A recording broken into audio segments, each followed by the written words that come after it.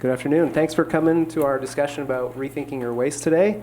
I hope you find it informative and fun.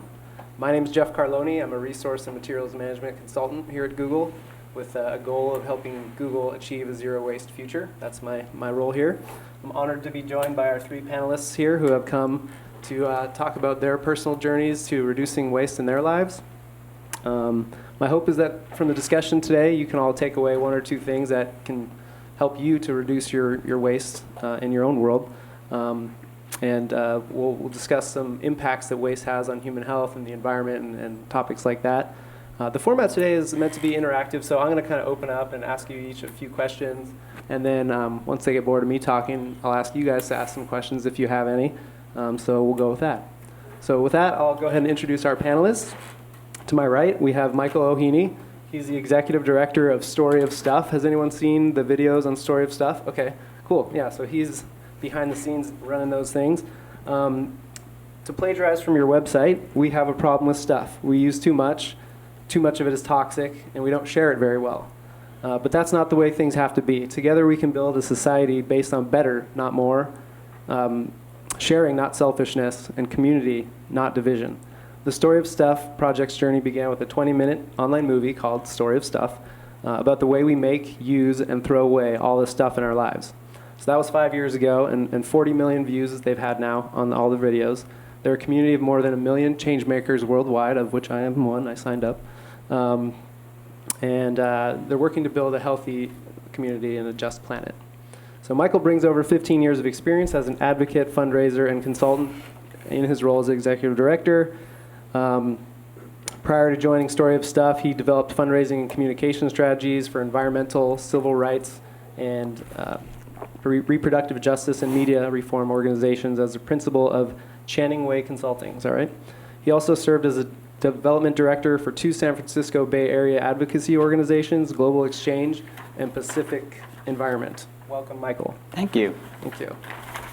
To his right, we have Bea Johnson, who some of you saw give an author's talk at Google just an hour ago in this very room. Bea lives a waste-free life with her family since 2008. This jar here actually represents her entire waste for her whole family for 2014. She's an author of the bestseller book called Zero Waste at Home, which I recommend you pick up a copy. She's a zero waste lifestyle expert, so she'll be a great person to hear some tips for your personal lives and what you can do to simply reduce your waste streams. She'll talk about how living waste-free can not only be stylish, but lead to significant health benefits and reduce cost savings and just improve your general lives in general. She was a grand prize winner of Green Awards. She's invited to speak at events like this all the time. She's told me this today. She's done over 100 probably talks like this at universities and conferences throughout the world. She's going to Brazil in a month to talk more about it. It's not in there. It's not. I'm ad-libbing. It's crazy. The embargo just got broken. I'll just end with the New York Times called her the priestess of waste-free living. I like that title. She's a spokesperson for Zero Waste Lifestyle, clearly. And then, so welcome, Bea. Thank you. To her right, we have Bettina Limaco. Am I saying that right? Yes. Limaco. She's the owner of Green 11. So Green 11 is a refill store in San Francisco. They have 2 locations in San Francisco and a partner location in San Mateo. Essentially, their claim is refill is the new recycle. So if you go to their store, expect to bring your own jars and bring your own bags and refill. Everything's bulk packaging. Her goals are to challenge the standards of consumerism by modeling and promoting the idea of refill, not landfill, and make sustainable living obtainable by offering eco-conscious products for refilling. Her store has been featured on CBS and SF Magazine's Best of the Bay series. I certainly hope someday it'll be a nationwide phenomenon because we all could live better lives with less waste. So welcome, Bettina. All right, I'll kind of start off by asking, I'll start with you, Michael, since you're to my right. I don't know, give us a higher level overview. How are we doing as a nation in terms of waste? Like, what are some of the challenges that you see in this industry? Terrible in many ways, better in a lot of ways, and some folks, both on an individual level, company level, community level, are doing better than others. So, I think the sort of core issue here for us as a country is we produce far more waste than our population density in the world. Part of that is our high level of consumption, but it is also, over the last 50 years, the move to a much more sort of disposable culture. The emergence of things like, fast food wrappers and packaging, bottled water is a thing that we talk about quite a bit. A whole series of sort of convenience items that have been created. There is also just the growth in packaging, in sort of all of these kinds of things wrapped together make for a quite wasteful society. As I mentioned, though, that there are places that are doing some incredible work. San Francisco and other cities that are doing zero waste work at the municipal level to make sure that they're diverting more of their waste from landfills, either by recycling or composting. Municipal compost system programs are fantastic. And then there are companies. I think there's probably not a company in the United States now that doesn't have some sort of a sustainability plan that's either their employees at work making sure that they are having less impact on the earth, but then also companies figuring out how to use renewable energy, how to create zero waste campuses, how to how to operate in a way that takes more care of the planet. So what's the problem with waste? I mean, what are the human health impacts? What relationship are there between waste and greenhouse gases and things like that? I was going to say, how much time do we have? Not that much. So waste is a big problem. We'll take one example in terms of human health, right? We've been doing quite a bit of work recently. We were talking about on microbeads, which are the little plastic beads that are used in personal care products. Companies have basically replaced sort of organic materials in facial cleansers and body scrubs and even toothpastes with microplastics. Those microplastics wash through water treatment into the environment. They are the size of fish food. Fish eat them. We've done research over the last couple of years that shows fish are actually eating these microplastics in the environment. Part of the problem is plastics are fatty, so they attract the toxins in the water around them. Fish eat them. That magnifies up the food chain. So, waste, I think many of us grew up with an idea that waste goes away somewhere. And I think one of the big challenges we have is to sort of get over this idea that there is an away. There really is no away. We live on this floating blue ball bumping around the universe, and there is only one planet, unless someone figures out a way to colonize, another one. We've got to be here, and so from impacts on food to fence-line communities who live along dumps or incinerators, the ways that we deal with waste have impacts, and then I think just generally societally, really the sort of throwaway culture. The sort of fast food, run-through products, toss products, the fact that things aren't made to last the way they used to be, I think that actually says something about our society and is a reflection of the way that we live. And it's not a positive reflection. I think there's impacts across the spectrum. Agreed, thank you. And kind of to that point, you just kind of touched on this, but our society, I feel, is very much built on the principle that more is better. More growth, more money, more stuff. GDP always has to be rising. That equals a better life for our families, right? But this quest for more often leads many of us to the keeping up with the Joneses kind of mentality. And I guess my question for Bea is, how do you tell people to keep up with the Johnsons? Like, what's your way of, how can you change the paradigm from keeping up with the Joneses to keeping up with the Johnsons? I can tell anyone how to live their lives. I think it's up to everyone to live the way they want. All I can do, from my point of view, is to live by example. I think we've been able to show, even just in our immediate friendships and family, and even now throughout the world, that by living simply and by wasting less, we're actually able to live more. Today, thanks to wasting less, we've been able to turn our life from being based on stuff. Instead of being based on stuff, today it's based on experiences. It's made our lives so much richer. It's allowed us to create memories to last a lifetime, and memories last so much longer than stuff. Yeah, definitely. She was here earlier doing a talk, like I said, and she had some great slides showing all her vacations, and I'm going on vacation tomorrow, by the way, so I was very excited to see that. And it's true, because a lot of times our our stuff kind of ends up owning us. You have to maintain it and clean it constantly, and the less you have, the more you can go out and live. So well, if you don't buy packaging, if you buy only what you need, then you can invest your money into things that matter. Instead of spending, every time you buy packaging or a disposable product, it's literally investing your money into the landfill, investing your money into, or basically throwing your money out the window. Once you regain that power and you decide, no, I'm not throwing my money out the window, then you can put your money into something that creates memories, invest your money into experiences. What would you say to those people that have kids? Like you have 2 kids, and I know for me it's sometimes hard to get other people on board. Did they think you were crazy the first day you started doing this, or how do they feel about the whole zero waste? I have teenagers, they still think I'm crazy. There is nothing I can do about that. And I can't even predict the future. I can tell whether my kids will do zero waste when they grow up. It's up to them to find the life that they want to live, but I feel comfortable as a mother knowing that I am giving them the tools to live a waste-free lifestyle if they choose to do it later. I think it doesn't matter how we're raised. I think the way we're raised is the way we accept things. I think my kids are being raised waste-free, but to them it's the norm, and even if they choose to rebel against it, I know that they'll return back to basics and to what they've been taught. I think they've been able to show their friends that our lifestyle is actually quite cool because they've been able to do things that their friends would love to do. And their friends are telling their parents, why can't we do like the Johnsons? Why can't we do this and do that? But it's just that we're able to do these things because we're not wasting. That's where sometimes the connection is, missed. That's where I will be trying to keep up with the Johnsons. Very good. Okay, great. Thank you. Bettina, this question's for you. What are some challenges of operating a refill-only store?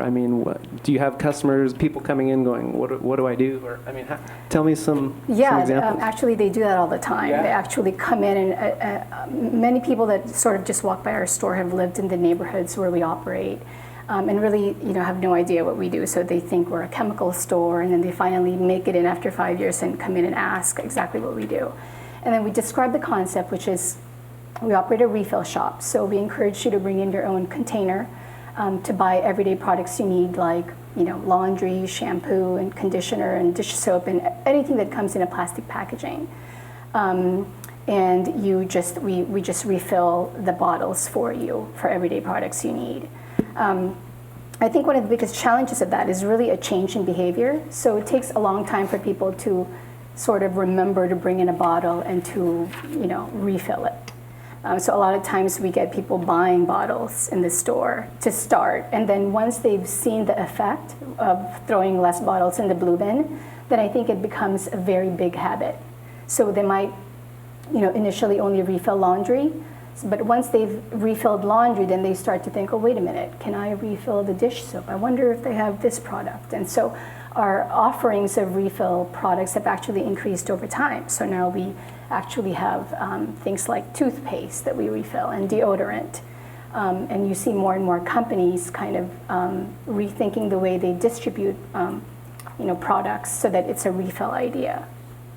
And the company's called Green 11, and you told me earlier that was because initially there was 11 product offerings. How many products are there now? I don't actually know. It's probably double that. Okay. Like toothpaste is one of the most recent additions we've had, and then recently we have SPF, face and body SPF. You do? Yes. Yeah. I think she has a new So that's really great. right I was there. missing that. And we also, now you can change your packaging. You can now have unmarked packaging. You can use glass. Any mason jars, we see them come through the store. And so bring whatever, like whatever you my have. own Mrs. Myers that I That's use right. before and bring it back. That's right. And we sell everything by the weighted ounce. So we, if you brought in a giant bottle of, glass bottle, we'd weigh it out and then you would just refill it. So you pay for the product that you actually need.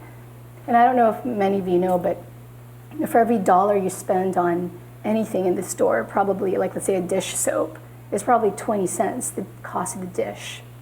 And everything else is the cost of supply chain distribution. So packaging, the amount of time spent on a label and what shade of yellow that should be is enormous.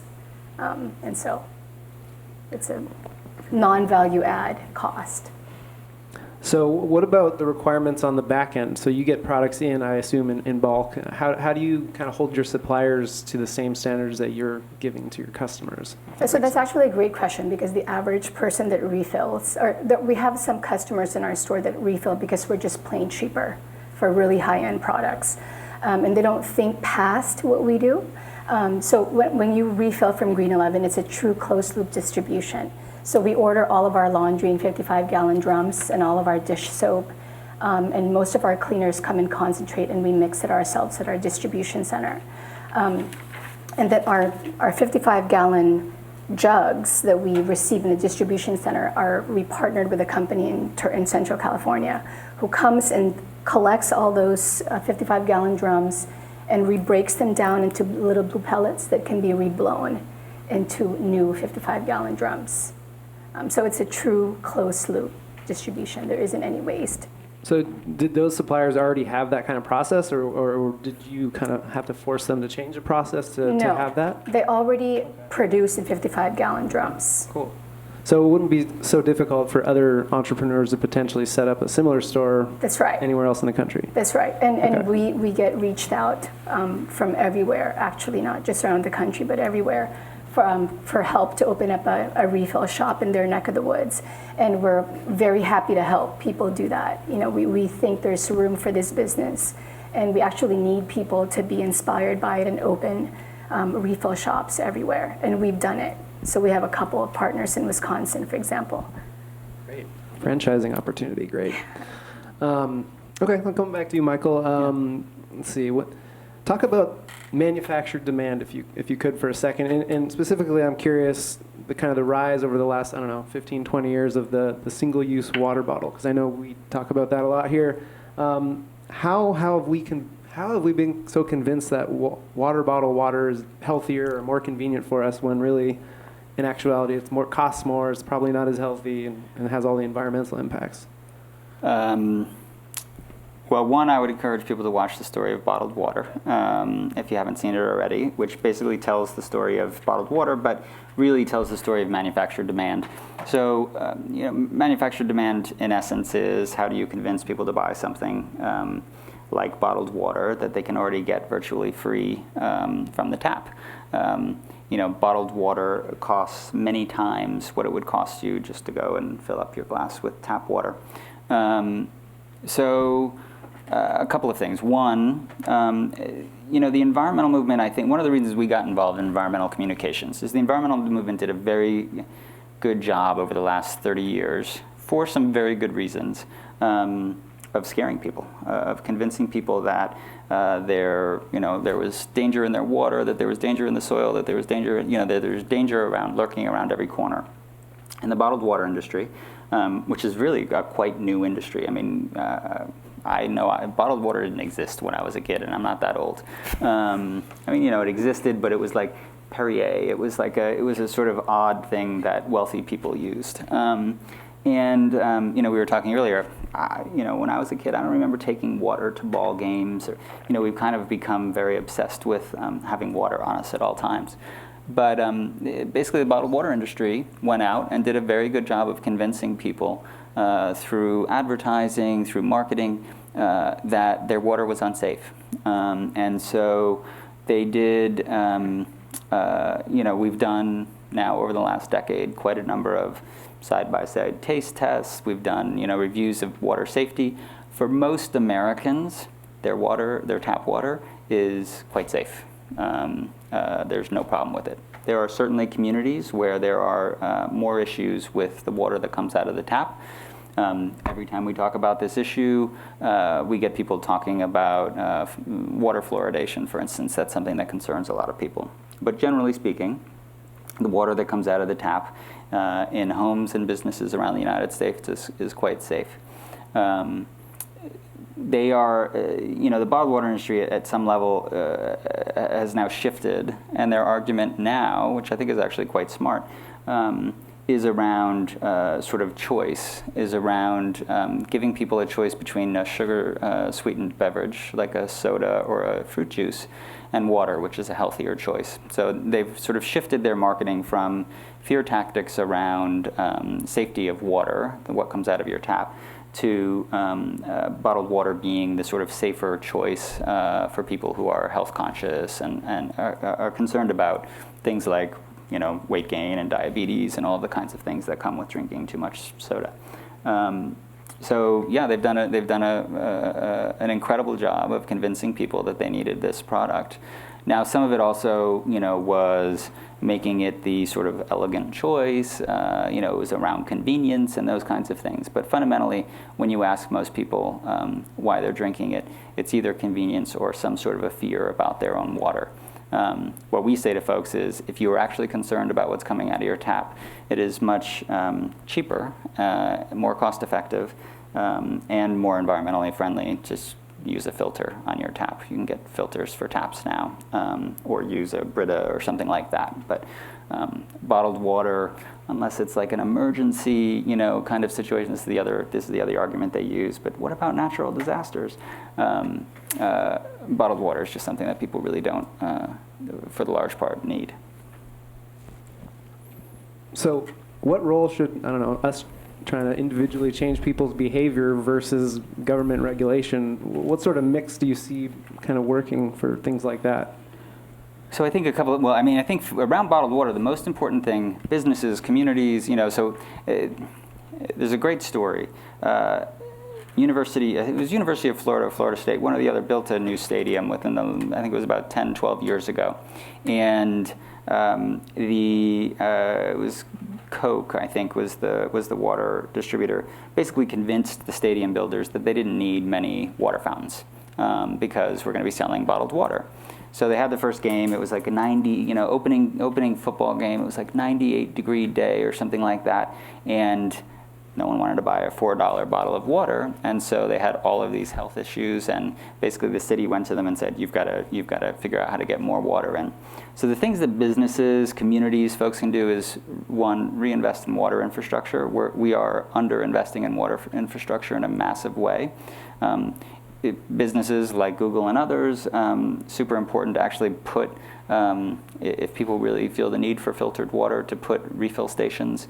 You know, SFO, the airport now has them. A lot of the airports have them now. You know, you can't carry water through the security anyway, but you can carry a refillable container, and now they have, I think they call them hydration stations. Mm-hmm.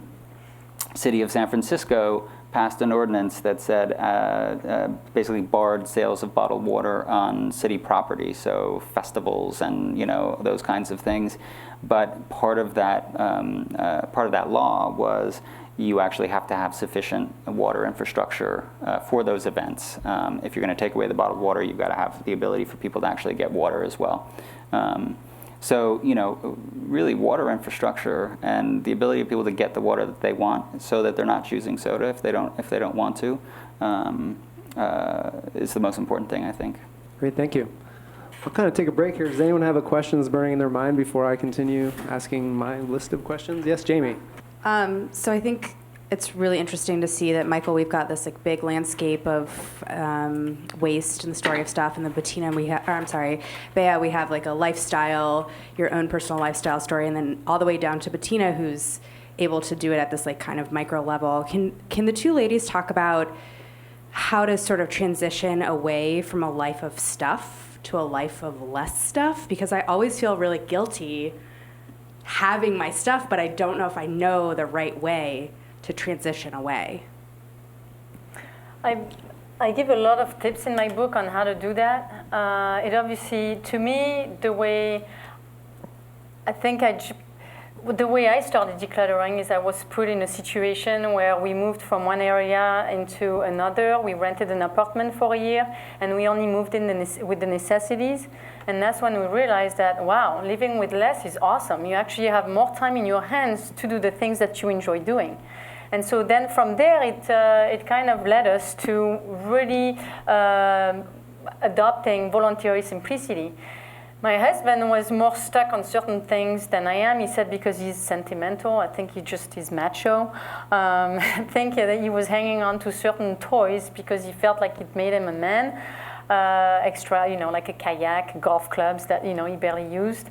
But then as we started really seeing the great positive advantages of or effects of living simply, then you're more, to me, it became kind of you kind of become addicted to it. You kind of let go and you feel so much better, and then you let go more, and then you're like, gosh, this is awesome. It feels so much lighter. I mean, I love the fact that today my whole wardrobe fits in a carry-on. I mean, that means that when I want to go away for like the weekend or a month or a week, all we have to do is, I mean, all of us, I mean, the four of us, wardrobes fit in carry-on. So when we want to go away, we just throw our wardrobes in a carry-on, we zip it, we're out the door, a cleaning service comes, cleans the house, and then we have renters that come and basically pay for our vacations. When I pack for a trip, I no longer have to wonder, what should I take? I'm going to Brazil, I'm going to Europe, I'm going to Iceland or Patagonia, all our different kind of climates. I don't have to worry anymore about what to pack. I don't have to worry about losing my luggage. I don't have to go in the check-in lines anymore. I mean, there is a bunch of things that somehow, when you start simplifying your life, you start seeing the advantages, and you're like, I can go back. I mean, I don't want more stuff. I want even less. And today I wake up with a smile on my face every morning, not because I generate just a quart size of waste per year for my family of 4. I wake up with a smile on my face because living simply rocks. It just has turned our life around to a life based on experiences instead of stuff, and that's what it is. I mean, and living, those experiences has brought our family closer. It's just, I just could not envision going back to the way I used to live. So I think if you just start decluttering, then once you feel that, how much better you feel, then it pushes you to go further. And I mean, I sort of second that. I think it's a tough question. I mean, I also started the shop from a sabbatical. We traveled for a year, and actually Green 11 started from us seeing very massive amounts of plastic on the shores of Mount Sinai in Egypt, actually.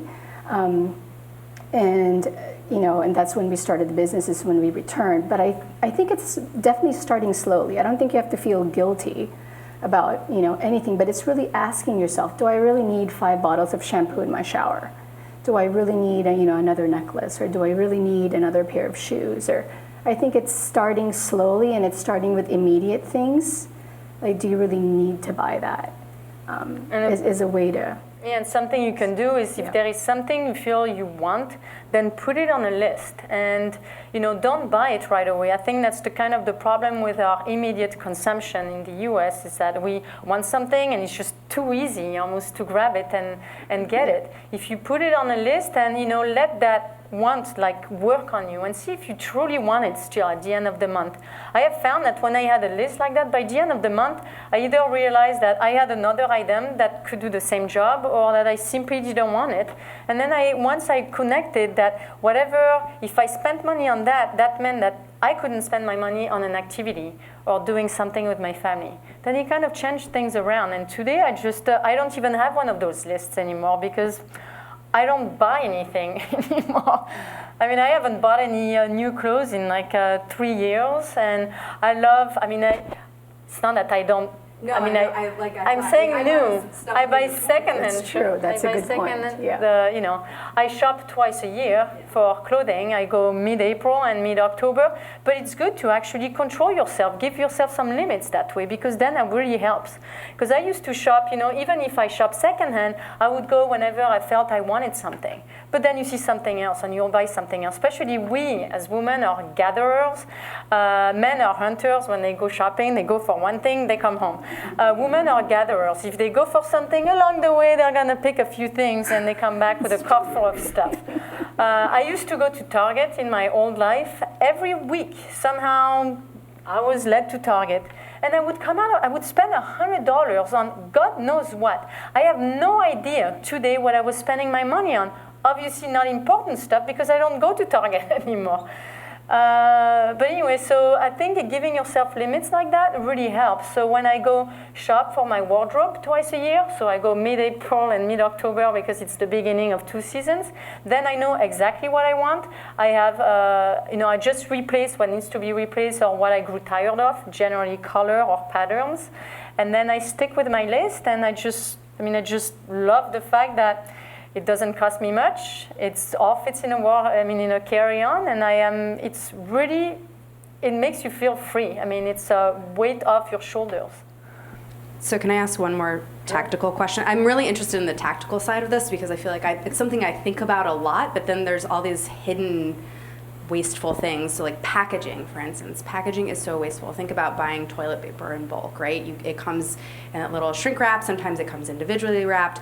Something like packaging, how can we avoid packaging? I know buying in bulk, right? That's easy, but I feel like you have to be very strategic about the places you go and the things that you do. And like, what about buying, I don't know, headphones or something, and it comes in that huge plastic thing? Can you talk about ways to avoid packaging but still getting some of the things we want? I think buying off Craigslist is one. Buying used instead of buying new is one avenue. Yeah, I mean, of getting rid that's of all my packaging. family does. If we're looking for something super specific that we're not going to find at a thrift store, then we fall back on eBay. And when we shop on eBay, we select the option in the left-hand column that says second-hand or used or pre-owned, and then that's all we'll see. It gives you quite a bit of choice. Believe me, there is everything. I even buy my matches on eBay. I don't buy new matches. I buy second-hand matches. They're vintage and they're really pretty. So, I mean, you can literally find anything. So when there is something super specific like that I need and that I know I won't find in a thrift store, then I fall back on eBay. I check that option, and then when it's sent out to me, I make sure that they sent it to me in paper or cardboard. And then if it's a bigger item, I also obviously look on Craigslist for something more local. I wanted to also add a little bit to your question of earlier. Especially, well, for clothing, there is a couple of things. Number one is in a regular closet, a regular closet, people only use 20% of their clothes. The other 80% people hang on to for the what if. What if I gain weight? What if I lose weight? What if I have a wedding to go to? What if I have this event? What if I miss it? It's been given to me. What if I feel guilty if I donate it? But the thing is, you know exactly what the 20% are, because they're the clothes that you keep on picking. They're the clothes that you keep on washing. They're on top of the pile. They're in the front of your closet because they're the ones that you feel most comfortable in and keep on wearing.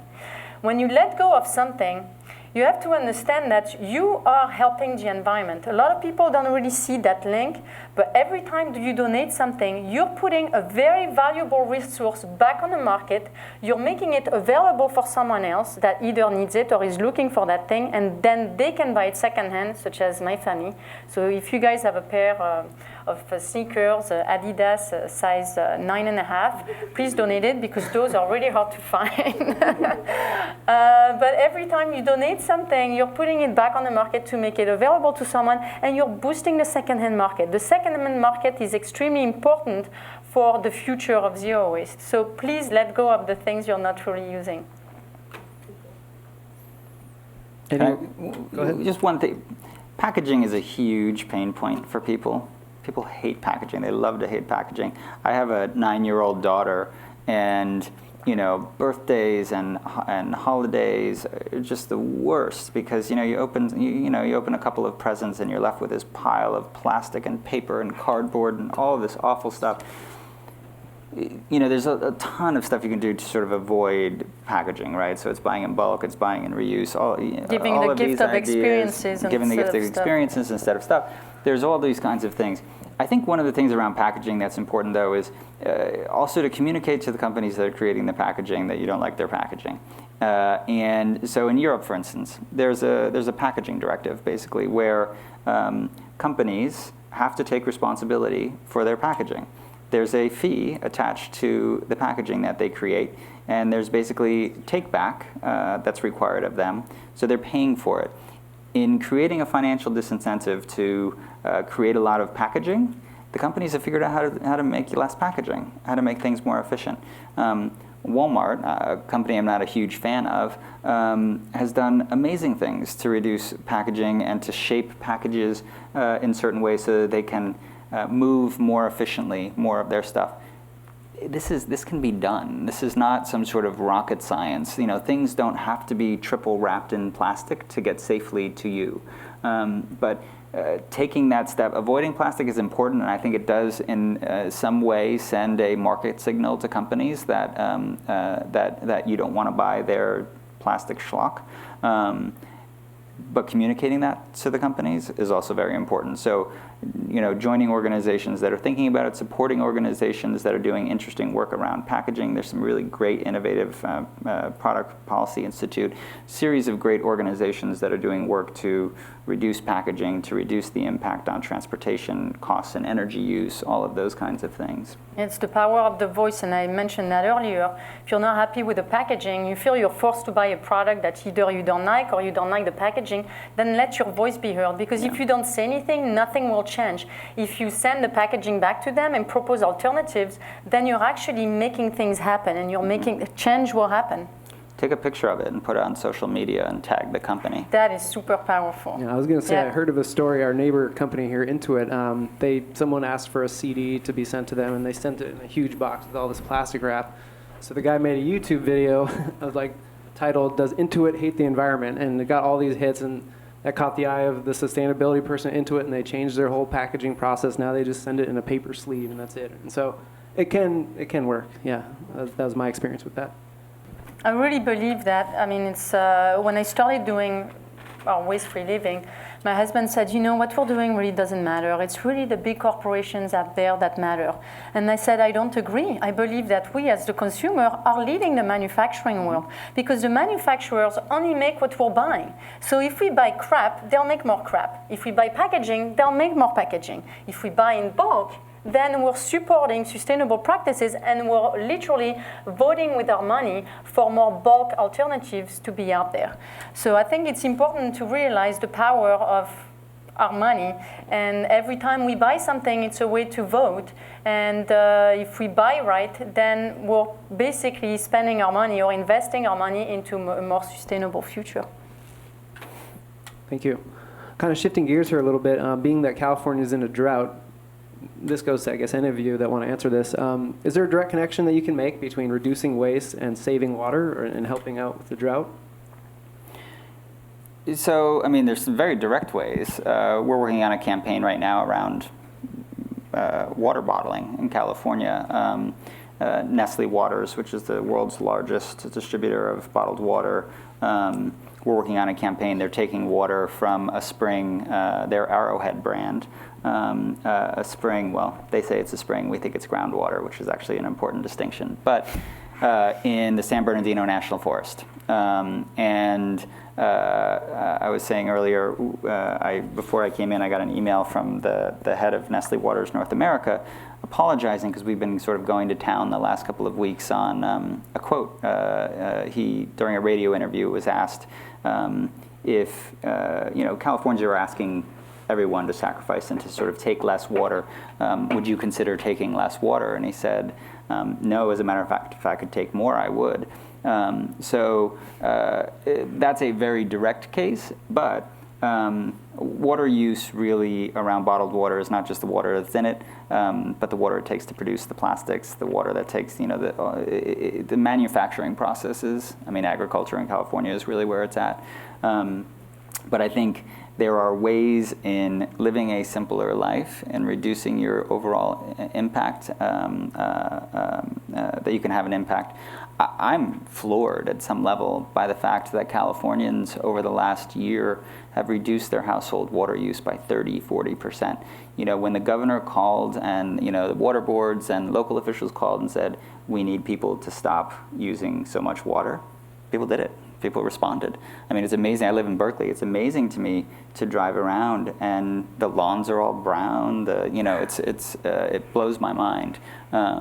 So I think people, I think there's this idea that living a simpler life, that not partaking in some of these kinds of ridiculous products is somehow a fringe or a weird way to live, or that I'm the only one who thinks like this and that no one else thinks like this, when in truth I think most Americans share a core set of environmental values, and when asked, when really challenged to step up, people do.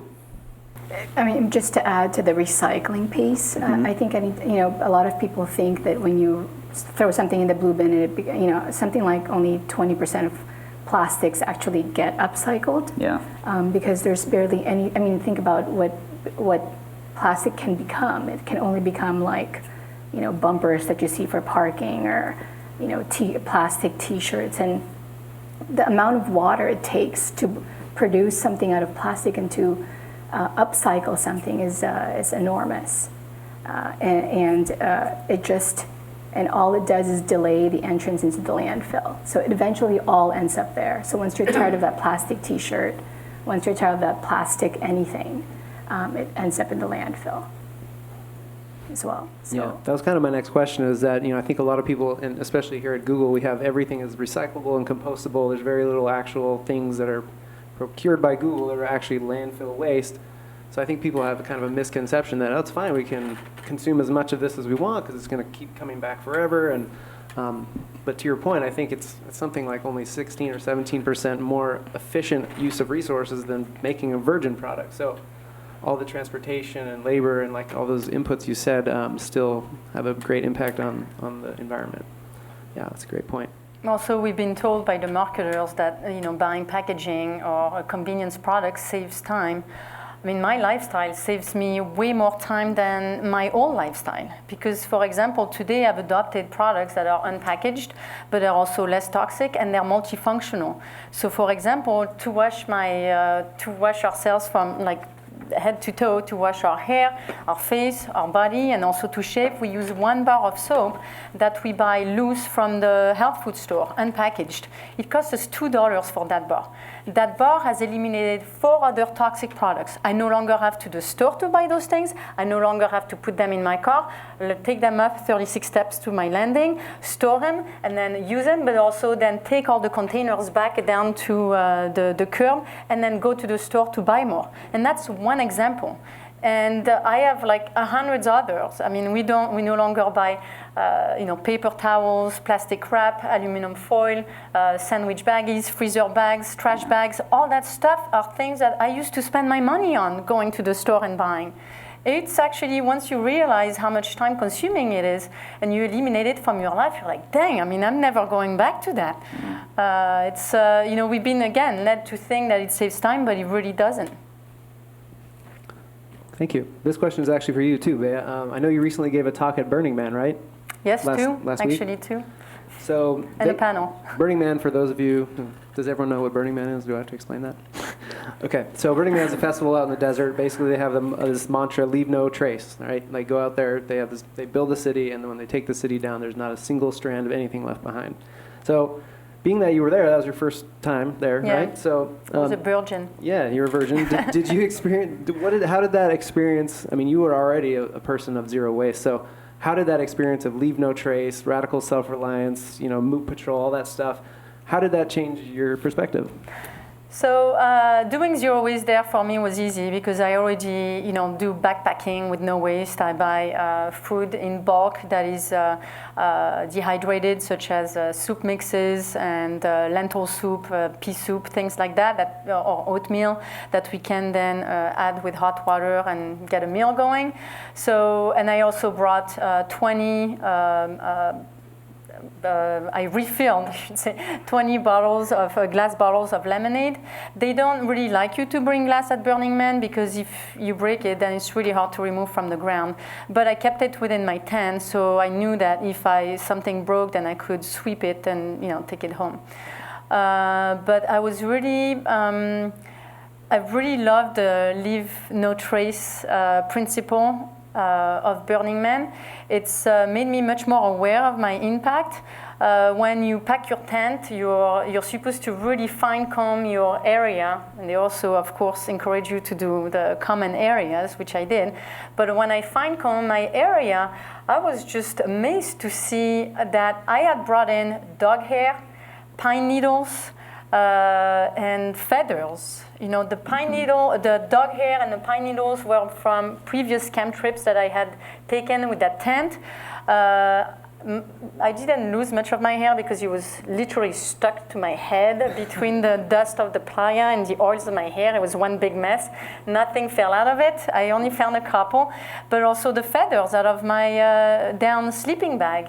I had never really thought of those things. To me, they were insignificant when I had camped before, but there in the playa, they just really seemed out of place, and I really enjoyed picking them up. It was almost a spiritual thing, and it really made me aware of my impact, and I felt definitely, it was definitely a step further from what the litter picking I've done before. It made me feel more connected also with my environment. Great. Did any of you go to Burning Man?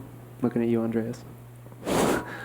Cool. How did I didn't see you there. Yeah, where were you talking? Yeah. At Earth Guardians. Earth Gardens? And Center Camp. Center Camp.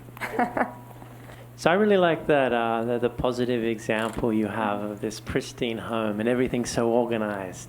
Because I know when I accumulate stuff, it almost stresses me out knowing it's very hard to find something. But what you don't have does not need to be organized. I have a lot of stuff right? I don't need. I was wondering if on company levels, if you guys have given lots of talks. I feel at Google we do some stuff well, some stuff not so well. But is it possible at company levels you've seen anything really outstanding that you can kind of bring along and present that an entire company might want to adopt? Because and maybe if that kind of company level action filters down to the employees, and they're like, oh wow, I should do this at home as well. So my job is to go to companies and talk about my zero waste lifestyle to inspire the employees to adopt some of the things we do at home. But interestingly enough, large corporations are seeing this huge zero waste movement taking a lot of weight. And I can't mention names, but very large manufacturers have contacted me to get my input on the products that they have so that they can make them better. But I also want to be able to put products out there to attract the zero wasters. So whether it be the jars that I use to purchase my wet food, or the cloth bags that I have, or even just in the things that I would need in my home. I think it's really exciting to see that this movement is taking so much. It's growing so much that these corporations are noticing. And the zero waste lifestyle is just in line with plastic-free living, with tiny living, with collaborative consumption. We're all talking about the same thing.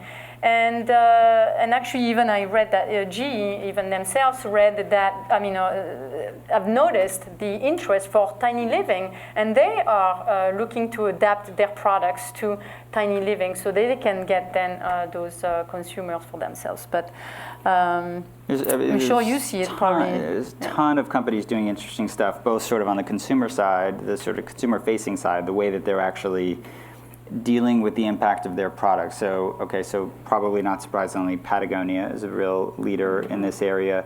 They launched a program, I think 2 years ago now, maybe 3 years ago, called Common Threads, which is basically they'll take back their clothing and recycle the clothing.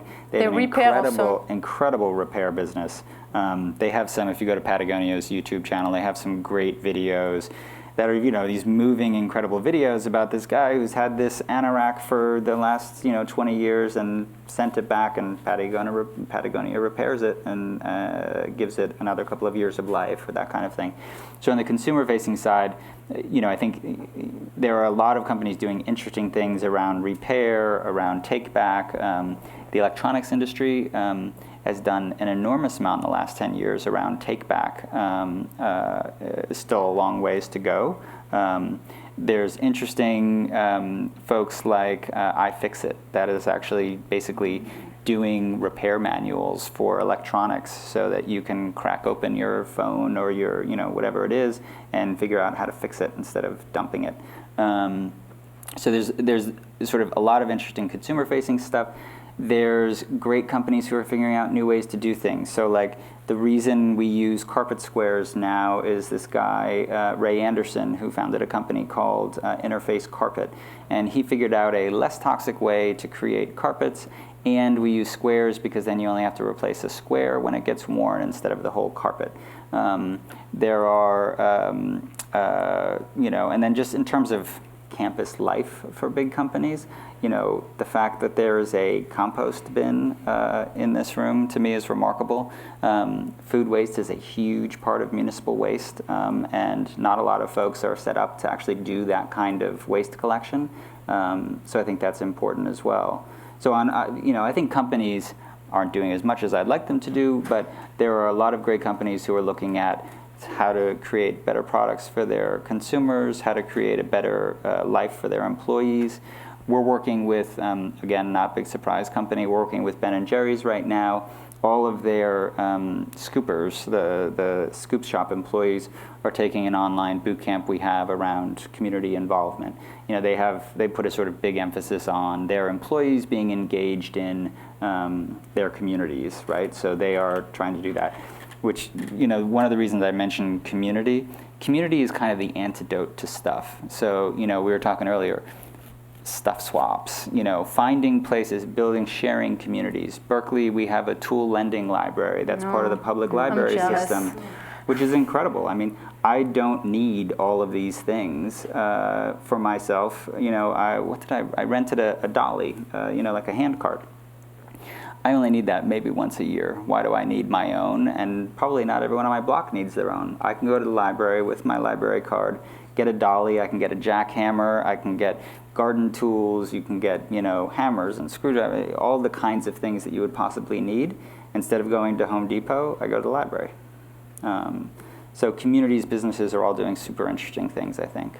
And there is a lot to learn also from other countries. Last year when I went to Brazil, I was invited to talk about my lifestyle over there as the way of the future.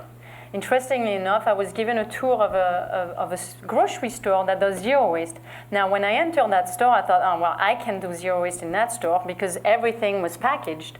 And I showed up with my cloth bag, and I asked if they would put a pastry in my little cloth bag, and he said, well, because it's you, they will, but otherwise they wouldn't. And I'm like, okay, well, that's a shame. But on the other side, in the back of the store, these guys used to pay, huge tipping fees for logging all the packaging from their supply chain to landfill. But they figured out that those materials could be a good source of profit. So they found a way of separating all their different materials and then were matched with recyclers that then buy those materials.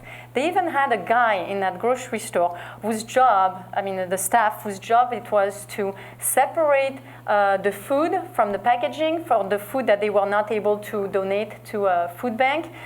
His job was to separate the food from the packaging, so then they were able to compost that food, and then they turned around and they were selling the compost at the grocery store. So this was like an amazing example to me.